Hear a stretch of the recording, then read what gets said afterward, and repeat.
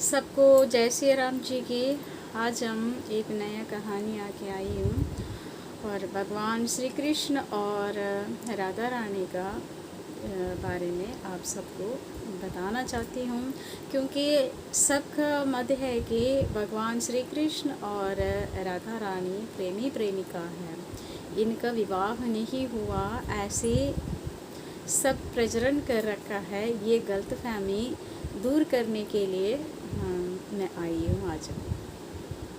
तो ब्रह्म वैवर्त पुराण के हिसाब से हम देखेगा तो भगवान श्री कृष्ण का असली पत्नी माता रानी जो राधा रानी है, तो माता जो राधा रानी है, तो ब्रह्म वैवर्त पुराण के हिसाब से देखेगा तो ब्रह्मा जी ने 7 फेरा लेकर इन जो 7 फेरों के साथ इनका शादी, इनका विवाह विधि विधान से ही कर रखा है। तो पहले हम ये जानते हैं कि राधा रानी और भगवान श्री कृष्ण का जो क्या संबंध थे आपस में। तो यहाँ द्वापर युग आया तो भगवान श्री कृष्ण जो परमात्मा है, तो ब्रह्म वैवर्त पुराण के हिसाब से परमात्मा श्री कृष्ण कहते हैं उस ग्रंथ में। तो परमात्मा जब जन्म लेने से पहले राधा रानी को कहा है कि तुम भी जन्म लो, मेरा अवतार होने का समय आ चुका है। तो माता रानी ये कहते हैं कि मैं तुम्हारे बिना नहीं जन्म लेते।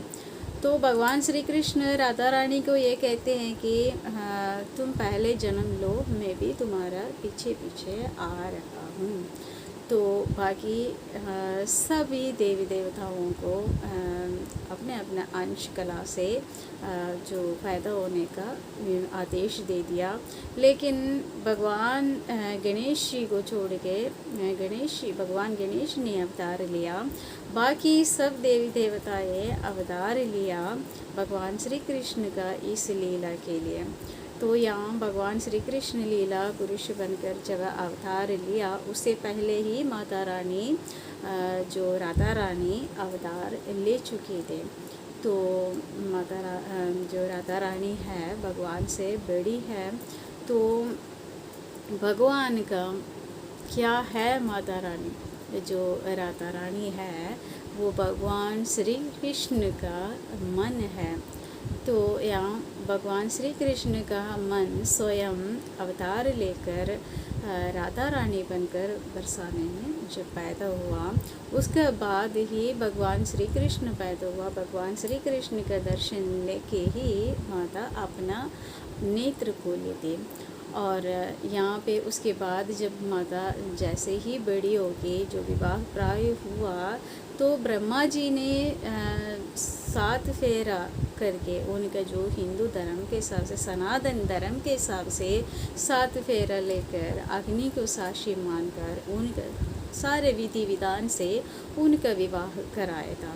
तो आजकल टीवी सीरियलों में जो एक मनोरंजन के लिए उनको प्रेमी प्रेमिका बना रखा है, तो यहाँ पे इनको वियोग हुआ वो सिर्फ 100 साल के लिए। वो जब महाभारत युद्ध होने से पहले 100 साल के लिए उनका वियोग हुआ था। वो इसलिए कि सुदामा का श्राप के कारण जब स्वर्ग में जो गोलोक में जो बैठे थे माता रानी और भगवान श्री कृष्ण विरजा के साथ सलाप कर रहे थे, उस टाइम माता रानी को जो राधा रानी है, तो मैं माता रानी कहती हूँ राधा रानी को, तो ये माता को ये देख के गुस्सा आ गया था। ये गुस्सा भी किस लिए था, उनको लीला करना था वहाँ पे, क्योंकि धरती पर अवतार लेना था। हर काम के लिए एक कुछ न कुछ कारण होते हैं, अकारण कोई काम नहीं होता। मैं पहले भी बोल चुकी हूँ, अकारण नहीं होता कुछ भी। तो यहाँ पे माता उनको श्राप देते हैं, तो सुदामा को ये देख के गुस्सा आ जाते हैं। तो सुदामा को भी जो माता रानी श्राप देते हैं, जो सुदामा जाते हैं भगवान को मिलने के लिए, उस टाइम समय जो सुदामा ने जो श्राप दिया माता को, जो भगवान श्री कृष्ण के साथ तुम्हारा 100 साल के लिए वियोग हो जाए। वो शाप भी इसलिए था, ये सब लीला मात्र था। वो शाप भी इसलिए था, यहाँ पे महाभारत युद्ध में माता को अलग रखना था इसलिए।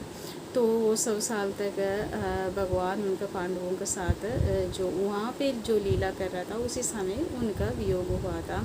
यहाँ फिर क्या हुआ था, माता ने अपने छाया जो राधा रानी को छोड़कर और भगवान पर लास्ट जब द्वारिकाधीश बन जाते हैं उसी समय वो द्वारिकाधीश का अंदर लीन हो जाते हैं राधा रानी। यहाँ जो छाया राधा रानी थी उन्हीं का शादी रायन के साथ, रायन वैश्य के साथ हुआ था।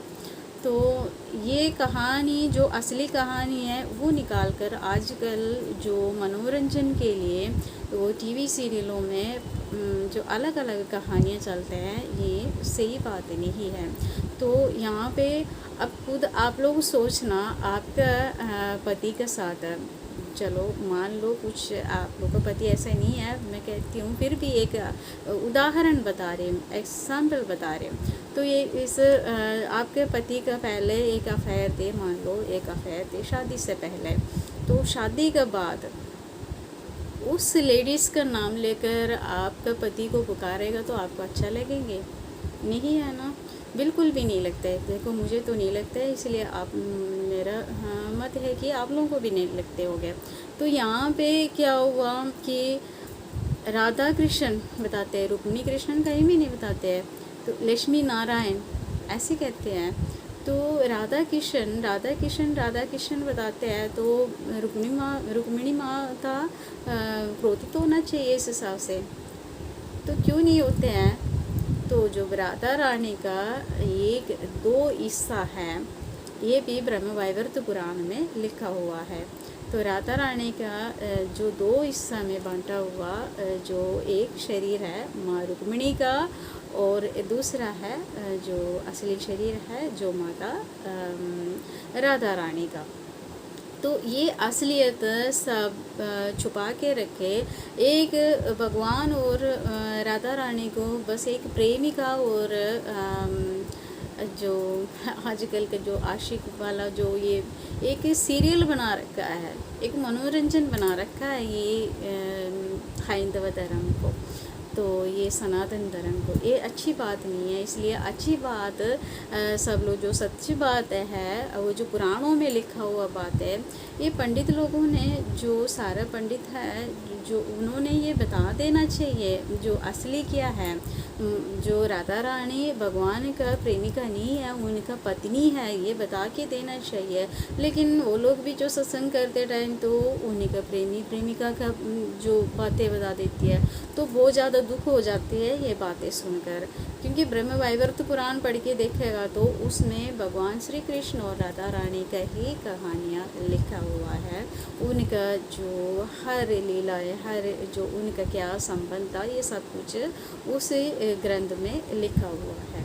तो इसी हिसाब से सब देखेगा तो अच्छी बात है। तो भगवान का उत्सव जो आ रहे हैं तो उसमें आप लोग असलियत को पहचानो और हमारा पुराण में सनातन धर्म में क्या लिखा है ये पहचानो। वो प्रेमी प्रेमिका नहीं है, पति पत्नी है। तो भगवान श्री कृष्ण का मन है राधा रानी, ये दोनों अलग नहीं है।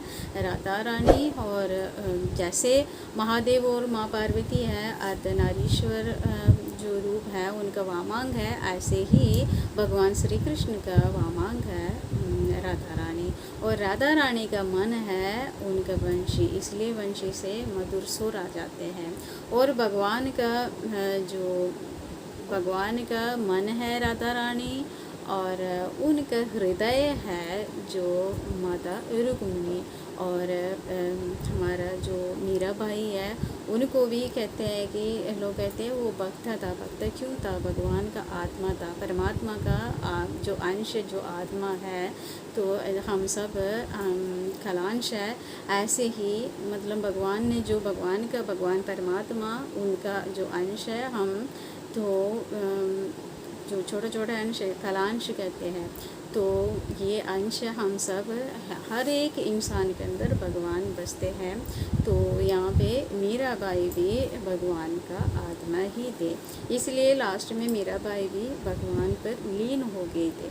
तो यही कहानी है राधा रानी और भगवान श्री कृष्ण का। तो असली कहानी आप लोग पहचानो।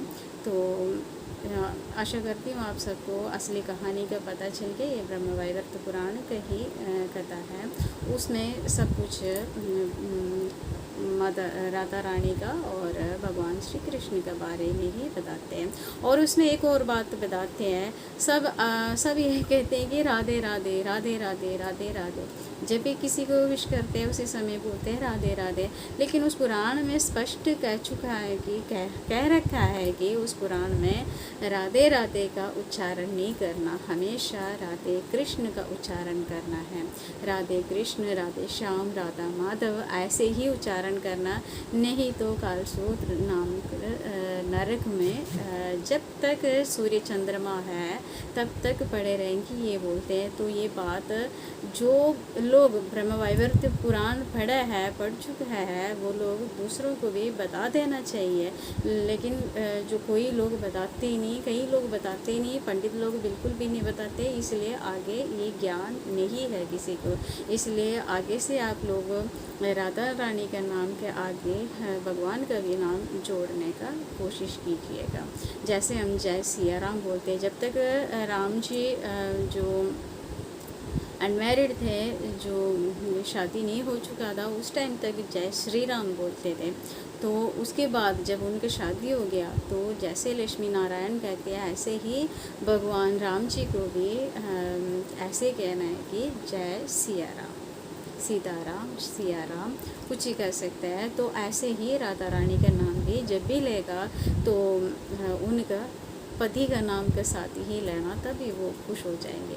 राधे राधे अकेले बोलेंगे तो वो खुश नहीं हो पाएंगे, क्योंकि वो हमारा ग्रंथ में ब्रह्मवैवर्त पुराण में ही लिख रहा है। इसलिए आप लोग राधे राधे नहीं, राधे श्याम या राधे माधव, राधा कृष्ण इस तरह कह दीजिएगा। आशा करती हूँ ये वीडियो आप लोगों को पसंद आई होगी। अगर पसंद आ गया तो लाइक और शेयर कर लीजिएगा। जो लोग सब्सक्राइब नहीं किया वो भी कर लीजिएगा। जय श्री राम जी की जय, श्री राधे कृष्ण।